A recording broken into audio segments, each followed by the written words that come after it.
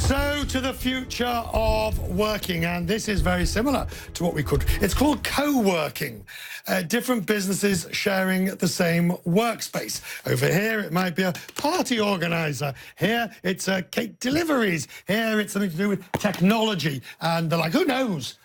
All you know is that each day we turn up and we all work in our individual places and say hello. It is helping the rapid expansion of companies like WeWork and Regus. Flexible working is said to benefit you and your work-life balance, as it is. But what about the wider economic benefits? Now, Regus has just completed a first of its kind of that sort of study on the socio-economic impact of flexible working. The results are due to be released on Wednesday, and Darren Harris is with me. He is the CEO. Good to see you, sir. Thank you. What does... I realise the results are still to be released. What do they say? So basically, this study is the first of its kind. It's a socioeconomic study that gives really three key benefits, and that is personal benefits to the workplace, economic benefits, and environmental benefits. What are they? So in the U.S., by 2030, 13% of the U.S. population will be working in a flexible workspace. What does that mean? It's like 4.5 trillion people commuting. Flexible workspace. I mean, not having your own desk? Oh, they could have their own desk, they could have their own office, or they could just have a space that they share over time with other people, where they want to come in and work when they want to work, or where they want to work. Why is this revolution different before? I mean, serviced offices, right, you'll be familiar with over many years. There's nothing new, the idea that if you wanted an offices in a particular town, you rented an office and you rented secretarial services. Absolutely, nothing new about this. So what is new is that the demand from people in the workspace, they want to be flexible. They want to have work closer to home, not be at home. They want the connectivity with each other. And so we find that is a need that companies now are looking for to retain talent and attract talent.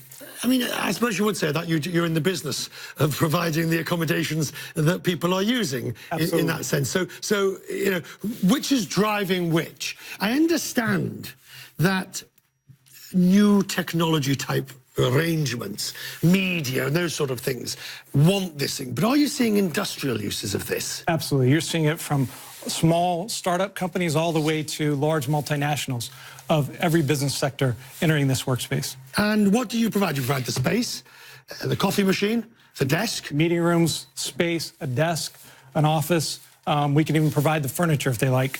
Services beyond that, whether it's coffee, like you said, or other ancillary products. But as I just say, the fact that it has been around before, what has led to it being to take off in this way?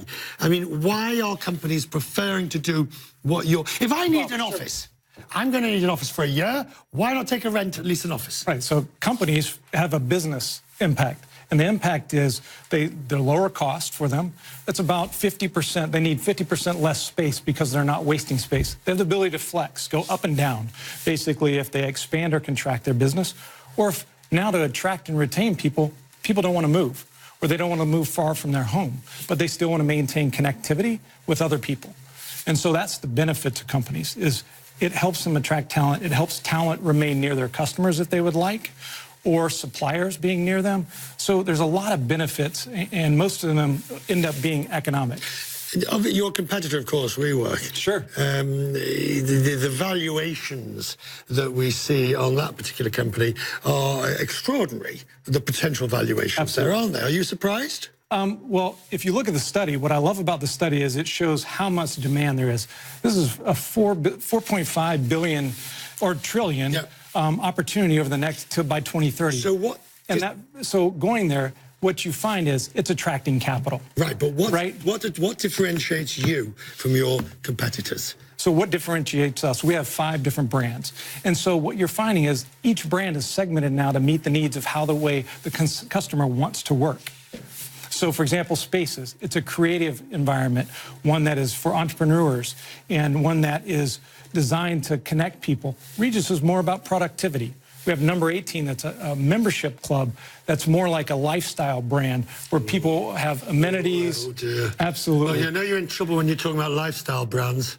And then we have the opposite spectrum, a luxury brand and signature, where people want the finest building in the city, the most prestigious address, and then value, the value concept, where you access your office with an app. No, I think the quest means business. We'll take the other one, right, with the coffee machine. Absolutely, the coffee machine and the nice biscuits at 3 o'clock. And we can provide those. Thank you. Digestives, please. Thank you.